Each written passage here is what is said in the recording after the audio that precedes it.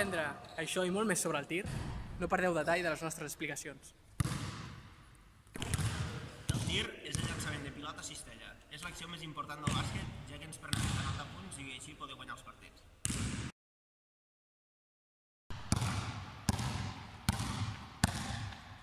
A continuació explicarem la tècnica i la mecànica del tir lliure correctament a cistella.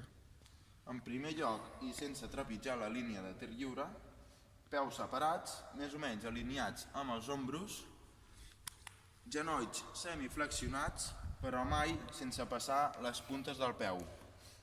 Busquem cos relaxat i concentració amb la mirada fixada a l'aro. Braços amb 90 graus.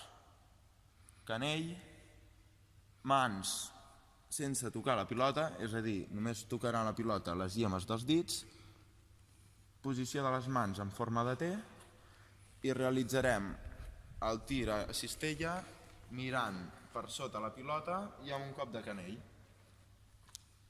La pilota ha de realitzar una paraula i ha d'anar de davant enrere.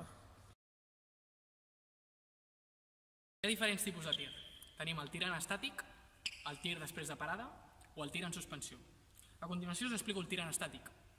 El tir en estàtic és el mateix que ens ha explicat abans el nostre company Aleix, amb l'única diferència que ha d'haver un salt.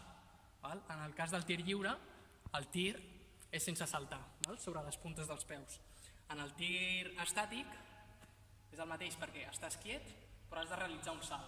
Aquest salt ha de ser vertical cap a dalt, ha de ser un salt cap a dalt, i sempre tornant a caure sobre el mateix lloc des d'on has llançat.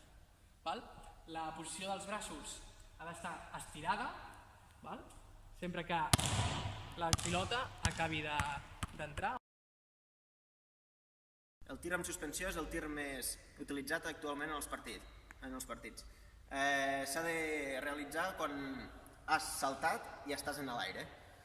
En aquest moment això et permet superar fàcilment els defensors i apropar-te molt a l'alçada de la cistella. El tir ha de ser ràpid, coordinat i suau. Bé, a continuació us explicaré el tir després de parada. El tir després de parada pot vindre sobre bot, un mateix, sobre passe o sobre un regal. El tir després de parada pot ser en un temps, parada en un temps o parada en dos temps. Parada en un temps són caient els dos peus alhora i parada en dos temps cau primer un peu i després tot seguit l'altre. El més important d'aquest tir després de parada és tindre els peus i el cos encarat a l'aro i sobretot mantindre un equilibri estable i fer una tècnica correcta. Hola, soc el Karim Abdul-Jabbar i avui ens ensenyem com es tira a bàsquet. Jo sóc el Giannis Antetokounmpo i jugo als Milwaukee Bucks. I wanna fly